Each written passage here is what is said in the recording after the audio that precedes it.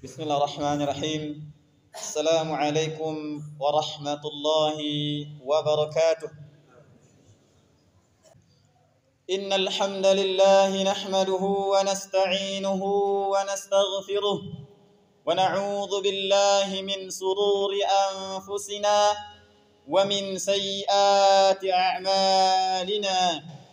من يهده الله فلا مضل له ومن يضلل فلا هادي له. أشهد أن لا إله إلا الله وحده لا شريك له وأشهد أن محمدا عبد الله ورسوله.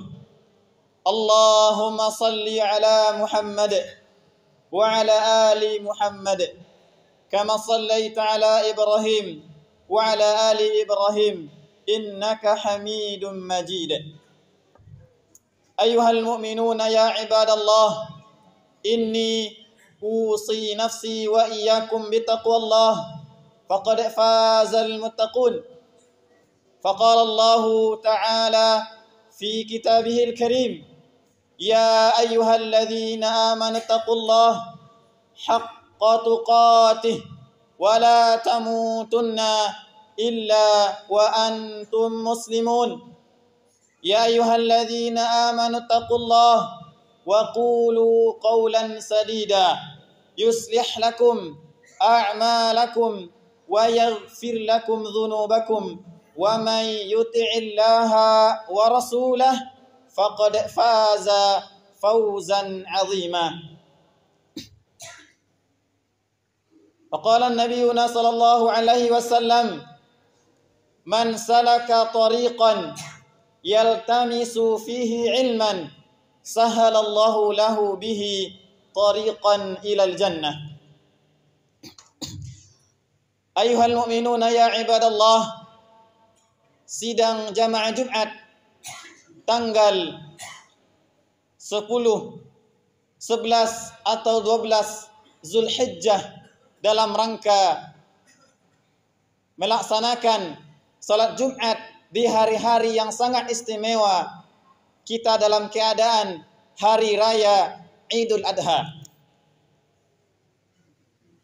Marilah kita bersama-sama senantiasa bersyukur kepada Allah Subhanahu wa taala dengan nikmat yang Allah berikan kepada kita.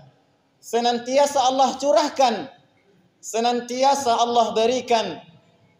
Dengan nikmat tersebut, dan di antara nikmat tersebut adalah nikmat yang tidak pernah kita minta sebelumnya, yaitu nikmatul Islam. Nikmat menjalankan agama di atas agama Islam merupakan nikmat yang sangat luar biasa. Kenapa? Karena Allah Subhanahu wa taala yang mengatakan innad dina indallahil Islam. Tidak ada agama di sisi Allah kecuali hanyalah agama Islam. Itu merupakan nikmat kita dilahirkan dalam beragama Islam. Kemudian qala Nabiyuna sallallahu alaihi wasallam: unzur ila man asfala minkum wala tanzur ila ma fawqakum fahuwa ajdaru an tazdadu ni'matallahi alaikum. Ini merupakan kaidah untuk menenangkan jiwa. Bagaimana cara kita bersyukur terhadap nikmat-nikmat Allah Subhanahu wa taala.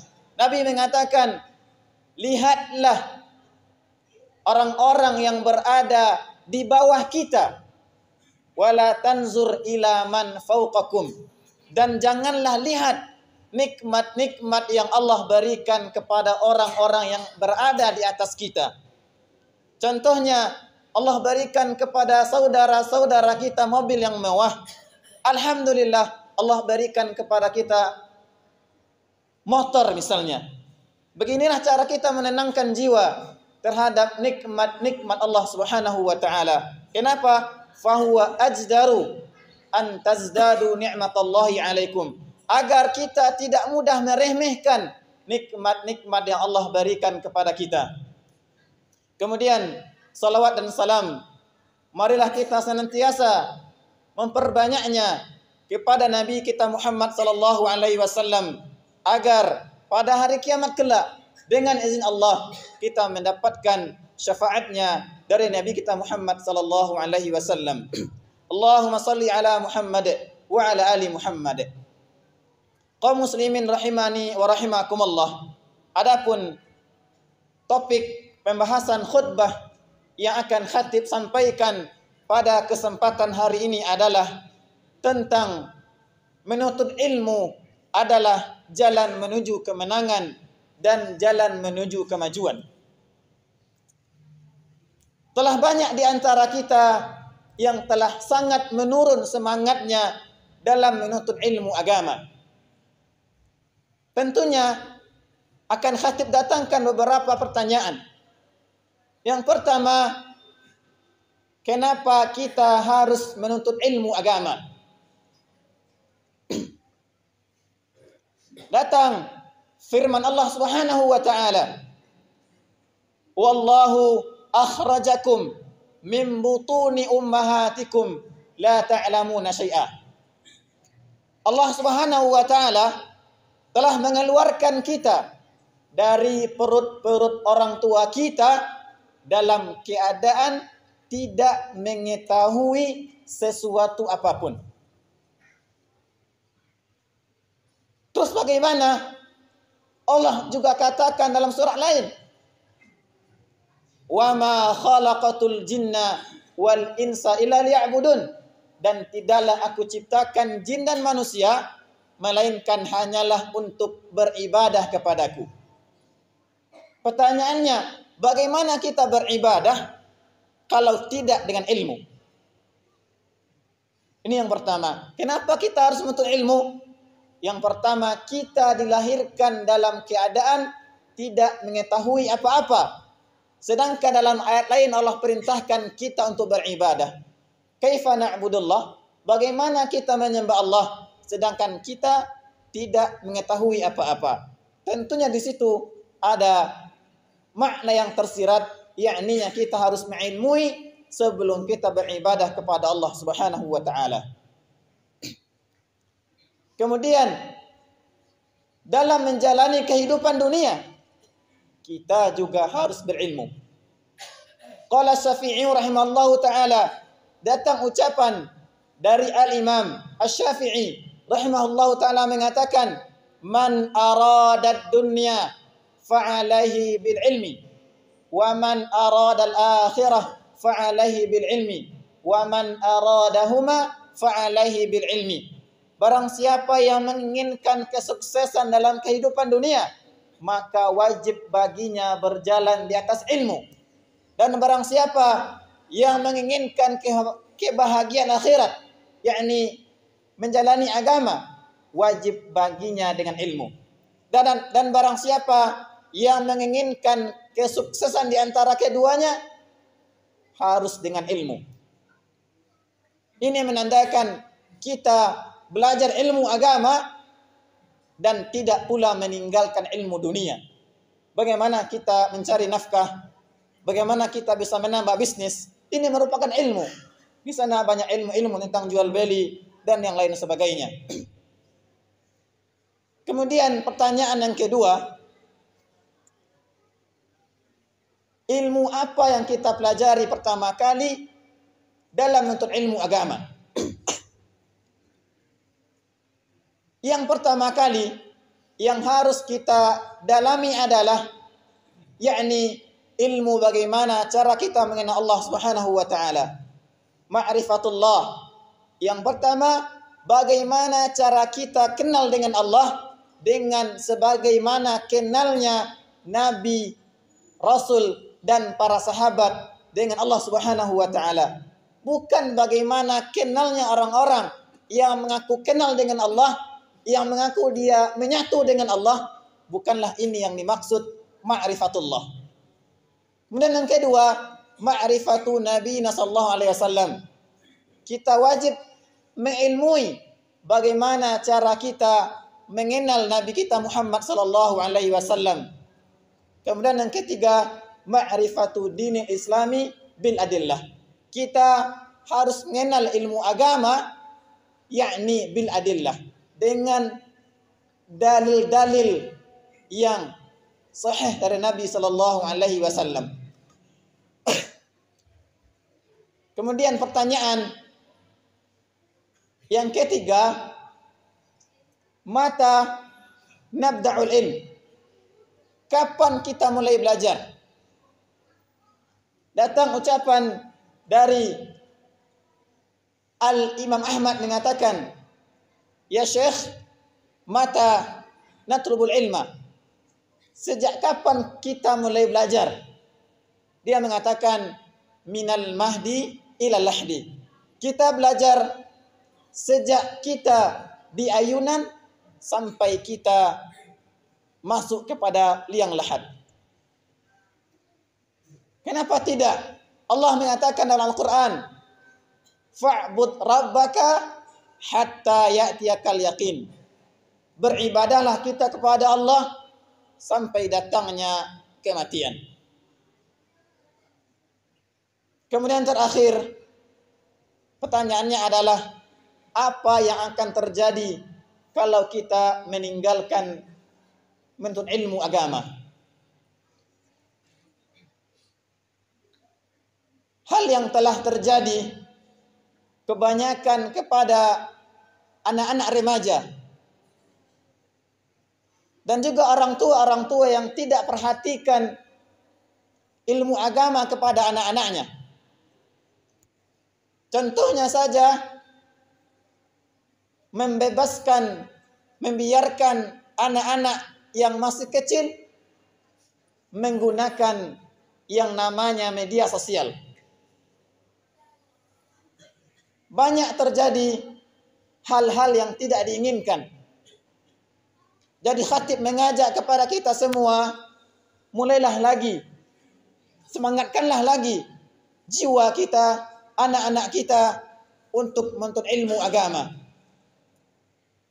Karena menuntut ilmu merupakan hal yang diwajibkan bagi kita dan juga merupakan jalan pintas menuju surga.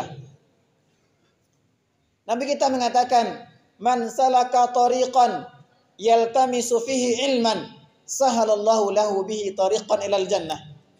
Barang siapa yang menempuh jalan menuntut ilmu agama, maka Allah mudahkan baginya jalan menuju surga. Hadis ini ditafsirkan oleh Al-Imam Ibnu Rajab Al-Hambali mengatakan, "Asra'u tariqatil ilal jannah." Ini merupakan jalan pintas menuju surga. Jadi khatib imbau kepada kita semua, marilah kita semangatkan anak-anak kita, saudara-saudara kita untuk menuntut ilmu agama. Karena dengan itulah umat-umat manusia, kita sebagai jiwa-jiwa Allah, makhluk-makhluk Allah, itulah cara kita menyelamatkan diri kita di zaman fitnah ini, yaitu dengan menuntut ilmu agama. Fitnah dunia, fitnah harta, itulah cara kita menyelamatkan diri kita agar tidak terjerumus dalam fitnah tersebut. Allah telah mengatakan, "Innama amwalukum wa auladukum fitnah."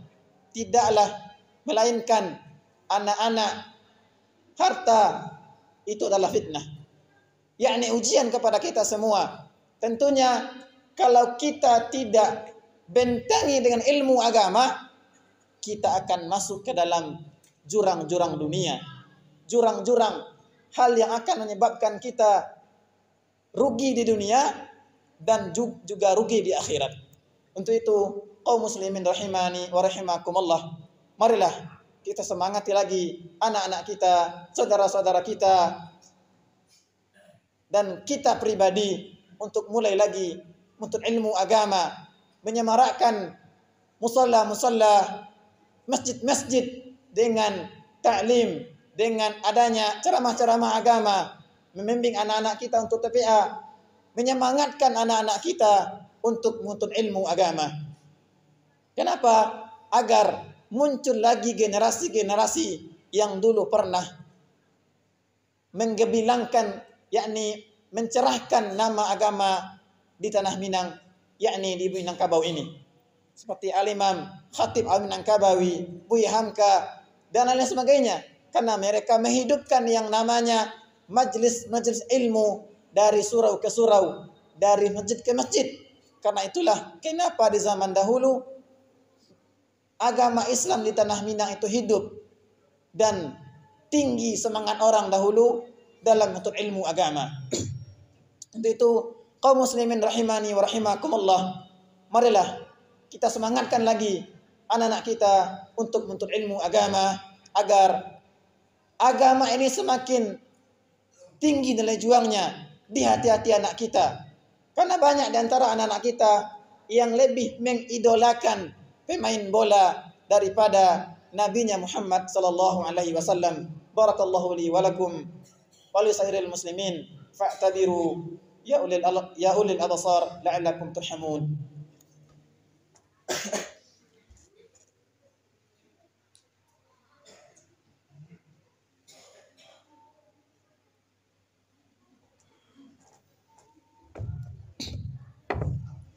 Alhamdulillahi rabbil alamin. Ashhadu an la ilaha illallah wahdahu la syarika lah wa asyhadu anna Muhammadan abduhu wa rasuluh. Allahumma salli ala Muhammad wa ala ali Muhammad kama shallaita ala Ibrahim wa ala ali Ibrahim innaka Hamidum Majid. Qala Allah ta'ala fi kitabihil karim, inna Allaha wa malaikatahu yusalluna 'alan nabi ya ayyuhalladzina amanu sallu 'alaihi wa sallimu taslima. Kaum muslimin rahimani wa rahimakumullah, di antara sunnah-sunnah yang dianjurkan oleh Nabi kita Muhammad sallallahu alaihi wasallam pada hari Jumat adalah yang pertama membaca surat Al-Kahfi, yang kedua adalah memperbanyak salawat kepada Nabi kita Muhammad sallallahu alaihi wasallam. Allahumma salli ala Muhammad wa ala ali Muhammad kama shallaita ala Ibrahim wa ala ali Ibrahim innaka Hamidum Majid. Wa barik ala Muhammad wa ala ali Muhammad kama barakta ala Ibrahim wa ala ali Ibrahim innaka Hamidum Majid. Allahumma ighfir lil muslimina wal muslimat wal mu'minina wal mu'minat al-ahya'i minhum wal amwat birahmatika ya arhamar rahimin. Rabbana atina fid dunya hasanah wa fil akhirati hasanah wa qina adzaban nar. Subhana rabbika rabbil izzati amma yasifun wa salamun alal mursalin walhamdulillahi rabbil alamin. Aqimus salah.